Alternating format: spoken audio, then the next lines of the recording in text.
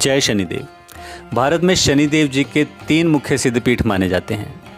इनमें से एक है महाराष्ट्र का शिग्नापुर गांव का सिद्धपीठ, मध्य प्रदेश के ग्वालियर के पास शनिचरा मंदिर और उत्तर प्रदेश के कोसी कला में कोकिला वन में स्थित शनिदेव जी का मंदिर। चलिए आज आपको मैं लेके चलता हूँ कोसी से 10 किलोमीटर दूर बने हुए शनि मंदिर कोकिला वन में और जानते हैं इस मंदिर से जुड़ी हुई कुछ खास बातें। कोसी कला कोकिला वन मुख्य मार्ग पर हनुमान जी का ये छोटा सा मंदिर बना है और इसी मंदिर में शनिदेव जी की एक बहुत बड़ी मूर्ति लगी है। इस मंदिर से मुख्य मंदिर कोकिला वन की दूरी 2 या 3 किलोमीटर रह जाती है। शनिदेव मंदिर कोकिला वन में सबसे पहले परिक्रमा लगाई जाती है। परिक्रमा मार्ग पर हनुमान जी का एक और मंदिर बना है। यहाँ पर दर्शन करने के बाद पैदल परिक्रमा की शुरुआत की जाती है। शुक्रवार रात 12 बजे के बाद से ही लोग यहाँ परिक्रमा लगाना शुरू कर देते हैं और ये शनिवार रात तक चलती है। शनिदेव मंदिर कोकिला वन का ये मेरा दूसरा व्लॉग है। सबसे पहले व्लॉग में मैंने दिन में परिक्रमा लगाई थी और आज के व्लॉग में हम करेंगे रात में परिक्रमा और देखेंगे कि रात में परिक्रमा मार्ग और शनिदेव मंदिर का दृश्य कैसा रहता है। कोकिला वन परिक्रमा मार्ग लगभग 6-7 किलोमीटर लंबा है और इस परिक्रमा को आप 1 से 1.5 घंटे में पैदल आराम से कर लेते हैं। जी हाँ, ये परिक्रमा केवल पैदल ही होती है। यहाँ पर परिक्रमा करने के लिए कोई और साधन उपलब्ध नहीं है। पुरानी कथाओं के अनुसार जब श्री कृष्ण जी नंदगांव आए थे तो शनिदेव जी उनके दर्शन करने के लिए नंदगांव पहुँचे, लेकिन यशोदा मैया और नंद बाबा ने अपने लाल के दर्शन कराने से मना कर दिया। तब शनिदेव जी नंदगांव के पास बने इस वन में आकर रहने लगे और यहाँ आकर वो तपस्या करने लगे। फिर एक दिन श्री कृष्ण जी ने उनको कोयल यानी कोकिला के रूप में यहाँ आकर दर्शन दिए। तब से इस वन का नाम कोकिला वन हो गया। यहाँ से नंदगांव की दूरी लगभग 5 किलोमीटर और बरसाना की दूरी लगभग 12-13 किलोमीटर और मथुरा की दूरी लगभग 55 किलोमीटर है। ये स्थान ब्रजभूमि के अंतर्गत आता है। यहाँ पर दर्शन के लिए दिल्ली, हरियाणा, राजस्थान, उत्तर प्रदेश इन 4 राज्यों से ज़्यादा श्रद्धालु आते हैं। दिल्ली से इसकी दूरी लगभग 110 किलोमीटर है। भारत में शनिदेव को सूर्य का पुत्र और कर्मफलदाता मानते हैं। ये 9 ग्रहों में से एक है और ज्योतिषी भी इसे दुख देने वाला मानते हैं। लेकिन शनि ग्रह उतना अशुभ नहीं जितना इसे माना जाता है। शनि ग्रह प्रकृति में संतुलन पैदा करता है और हर प्राणी के साथ उचित न्याय करता है। शनि शत्रु नहीं मित्र है। जो लोग अनुचित कार्य करते हैं शनि ग्रह उनको दंडित करता है, ऐसी हमारी भारत में मान्यता है। उत्तर भारत में शनिदेव मंदिर कोकिला वन की काफ़ी मान्यता है।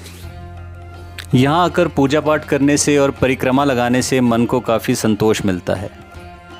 लोग शनि ग्रह दोष निवारण के लिए यहाँ आकर परिक्रमा करते हैं, पूजा पाठ करते हैं और दान पुण्य करते हैं। हर शनिवार के दिन और शनि अमावस्या के दिन यहाँ लाखों श्रद्धालु आते हैं। यहाँ पैदल परिक्रमा और दंडवती परिक्रमा भी लगाई जाती है। परिक्रमा मार्ग पर कुछ गौशाला भी है जहाँ पर आप पशुओं की सेवा के लिए दान पुण्य कर सकते हैं। हर शनिवार को कोकिला वन में मेले जैसा लगता है। यहाँ पर आकर आसपास के गांव वाले खरीदारी भी करते हैं।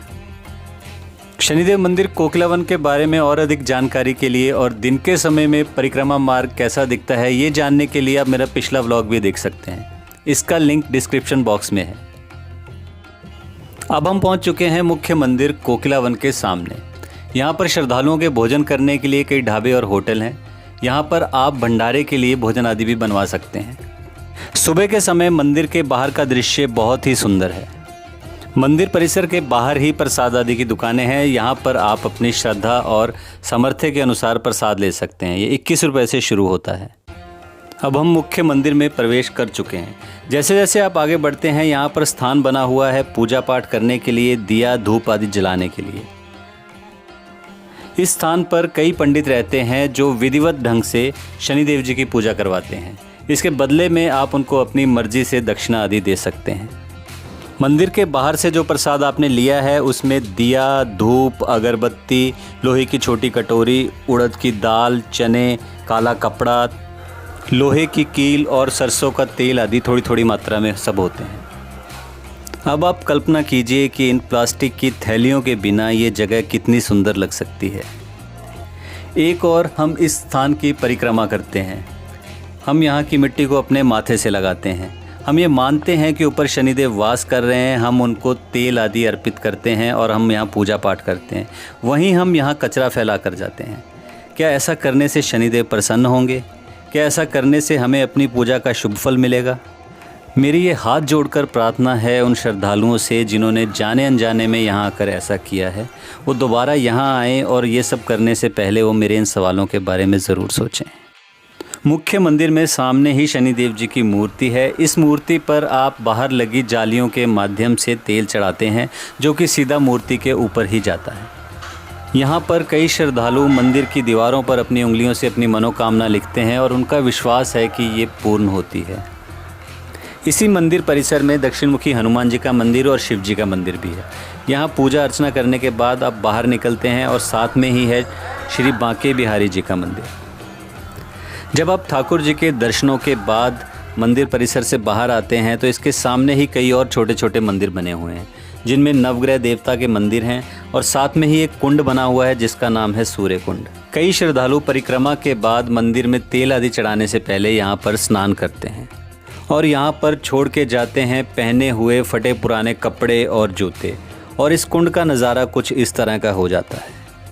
मैंने कई विद्वानों और पंडितों से बात की और उनसे ये जानने की कोशिश की कि क्या हमारे हिंदू धर्म की किसी पुस्तक में, किसी धार्मिक ग्रंथ में या पूजा पाठ की विधि बताने वाली किसी पुस्तक में ऐसा वर्णित है कि आप किसी कुंड पर नहाने जाते हैं और आप अपने पुराने वस्त्र और जूते वहाँ पर छोड़ कर आते हैं, इससे आपकी दरिद्रता, ग्रह कलेश, दुख दर्द दूर हो जाते हैं। और उनका जवाब था कि नहीं, ऐसा कहीं भी वर्णित नहीं है, लिखित नहीं है। पुराने समय में जब लोग किसी तीर्थ स्थान पर जाते थे तो वो अपने वस्त्र वहाँ पर दान आदि कर आते थे। ये रिवाज शायद वहीं से आगे बढ़ा है, पर पता नहीं क्यों मुझे ऐसा लगता है कि इस स्थान पर फटे पुराने कपड़े छोड़ने की बजाय अगर हम इस स्थान पर कुछ पेड़ पौधे लगाएं, इस स्थान पर सजावट के लिए, इस मंदिर के निर्माण के लिए, इस कुंड के निर्माण के लिए कुछ दक्षिणा दें, वो ज़्यादा बेहतर होगा।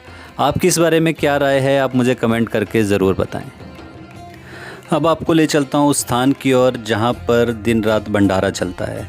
यहाँ पर लाखों श्रद्धालु भोजन आदि करते हैं और उनमें से कुछ लोग अपने जूठे दोने पत्तल इस तरह से सड़क पर फेंक कर जाते हैं और उनका बचा हुआ जूठा खाना दूसरे लोगों के पांव पर लगता है। इस व्लॉग को बनाने का मेरा उद्देश्य अपने संदेश को उन लोगों तक पहुंचाना था जो मंदिर के अंदर प्लास्टिक की थैलियां फेंकते हैं और कुंड के ऊपर अपने फटे पुराने बदबूदार कपड़े फैलाकर आते हैं और भंडारा करते समय भंडारा गृह में बचा हुआ खाना, जूठी प्लेटें इधर उधर फेंकते हैं और ये सोचते हैं कि शनि महाराज खुश होंगे, आशीर्वाद देंगे। आपके घर पर आकर कोई अगर ऐसा करके जाए तो क्या आप उससे खुश हो सकते हैं, उसे दुआ दे सकते हैं? ये भी तो घर है शनिदेव जी का, जो कि कर्मों का फल देने वाले हैं। और अंत में ये व्लॉग आपको कैसा लगा कमेंट करके ज़रूर बताएं। चैनल को सब्सक्राइब करें, व्लॉग को शेयर करें और अपना ख्याल रखें। जय शनिदेव।